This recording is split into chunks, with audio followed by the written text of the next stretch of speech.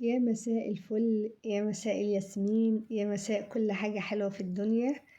معاكم نورة من قناة يوميات وأكلات نورة. اللهم صل وسلم وبارك على سيدنا محمد. إن شاء الله النهاردة هنعمل صينية كنافة كده بالمانجا، وعشان هنودع بيها بقى رمضان السنة دي، وبنقعد فترة طويلة جدا مش بنعملها وكده.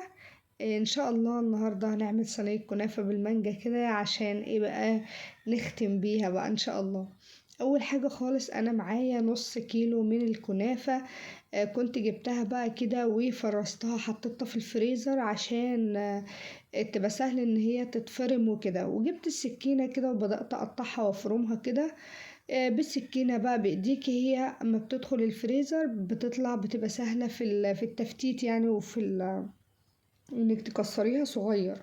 وبعد كده حطيتها في صاج كبير كده، وحطيت عليها حوالي كوباية من السمنة، وحطيتها على البوتاجاز بقى، وايه وقعدت ايه احمر فيها. هي في الاول كده بتبقى تعمل تكتلات زي ما احنا شايفين كده. بس لما بتقعد فترة بقى مع التقليب وكده بترجع تاني تفتت تاني وتاخد وضعها اللي هو الوضع الناعم زي ما احنا شايفين كده. بس في الاول كده بتعمل تكتلات، وبعد كده بتفك وبتحمر، وعند ما توصل للون الجميل اللي احنا شايفينه ده، اللي هو اللون الذهبي، خلاص انا كده بطفي عليها وبحط لها حوالي نقول ربع كوباية من السيرب او الشربات التقيل. لو ما عندكيش سيرب او شربات تقيل بتجيبي 3 معالق عسل نحل وتخفيهم شوية بالمية، وتحطيها عليها بيديلها طعم برضو حلو جدا. تمام. بعد كده انا كان عندي حوالي 3 منجات، بس كانت المانجا مفرزة، فقطعت منها بقى شوية مكعبات، واللي طلع منها بقى هعمله عصير. بس هنعمله عصير تقيل شوية في الكبة. ولو انتي هتستخدمي الخلاط حاولي ما تحطيش مية كتير، يعني مثلا ايه عشان الخلاط يمشي لازم مية، فاحنا هنحط شوية بس مية صغيرين عشان تبقى معايا بالقوام الجميل اللي انتوا شايفينه ده. تمام. يبقى دلوقتي معايا حوالي كوباية ونص مانجا تقيلة معصورة، ومعايا مانجا مكعبات. ودلوقتي هنعمل طبقة الكريمة. انا خليت في نفس الكبة حوالي ربع كوباية من المانجا المعصورة، وحطيت عليها كوباية من الكريم شانتيه، ومعلقتين من السكر البودر، وهحط عليهم حوالي نص كوباية من المية. لا، حطيت لبن. الصراحة حطيت لبن، انت تقدري تستخدمي لبن لو موجود عندك، مفيش تقدري تستخدمي مية مثلجة. ده طبعا قوام الكريمة اهو بعد ما نزل.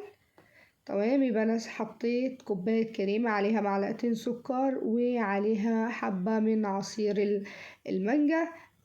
بس المانجا اللي انا عصرتها ما حطيت لها السكر خالص، يعني ما هنكتفي بكمية السكر اللي هتبقى موجودة يعني. وبعد كده جبت الصينية وحطيت فيها طبقة في الاول كده من الكنافة. تمام. المحمرة اللي احنا محمرينها على البوتاجاز. وجبت اي حاجة بقى، كوباية الهراسة بتاع الفول، ايدي الهون، اي حاجة، وتتكي بيها كده او تضغطي بيها على الكنافة عشان تبقى متماسكة، عشان لما نيجي نقطعها قطع تطلع بقى ايه طبقة واحدة كده متماسكة. وبعد كده بحط طبقة من عصير المانجا المركز. وبعد كده جبت كيس حلواني كده وفضيت فيه الكريمة بالمانجا. دي اسمها كريمة بالمانجا عشان معمولة بعصير مانجا. وبعد كده ببدأ أحط طبقة من كريمة المانجا، اللي هي كوباية من الكريم شانتيه، وعليها ربع كوباية من العصير المانجا، وربع كوباية من اللبن، وعليهم معلقتين من السكر البودر. خلاص انا خلصت اول طبقة كنافة، وبعدين عصير مانجا، وبعدين كريمة. وبعد كده بحط طبقة تانية من الكنافة زي ما احنا شايفين، وبرضو بضغط عليها بالهراسة بتاعة الفول كده. بس بضغط ضغطة خفيفة عشان انا عندي طبقات تحت.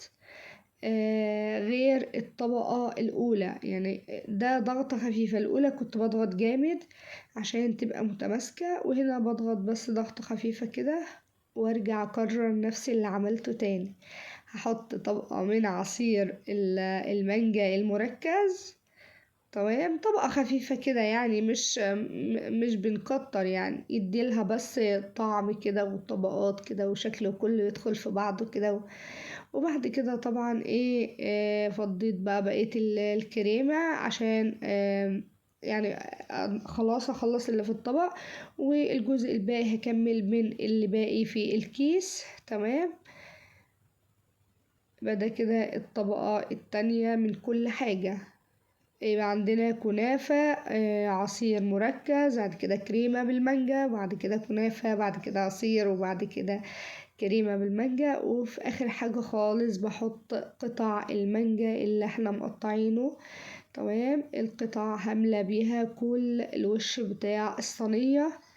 تمام، عشان اللي ياخد قطعة كده تنزلي بيها لتحت تبقى الطبقات. وهي اصلا اسمها كنافة بالمانجا فلازم ندلعها شوية ونحط لها حبة كده من مكعبات المانجا الفريش. الصينية دي طبعا مكلفة، هي إلى حد ما مكلفة شوية، بس طبعا الكنافة مش غالية قوي وعندنا طبعا المانجا مفرزة في التلاجة. جبت بس الكريمة من برا والكنافة بس يعني لا، هي الصينية مكلفة بس في الآخر طعمها حلو جدا ومميزة كده، وخلاص هنختم بيها الشهر الكريم. ودلوقتي عملت وردات داير ما يدور الصينية من الكريمة. ودلوقتي كان عندي جيلو مانجا كان عندي في التلاجة وكده، انت تقدري تستغني عنه خالص ما تعملهوش. كان عندي جيلو مانجا فحطيته كده عشان يزود الطعم شوية، وكمان يعمل لي طبقة بتلمع كده على المانجا. لان الجيلو بيدي لمعة حلوة قوي زي ما احنا شايفين كده عشان يديلها طبقة لمعة حلوة. الصينية تحفة جدا، طعمها كان رهيب رهيب رهيب. جربوها بالطريقة دي ان شاء الله تعجبكم وتنول اعجابكم. وكل سنة وانتم طيبين وعيد سعيد عليكم.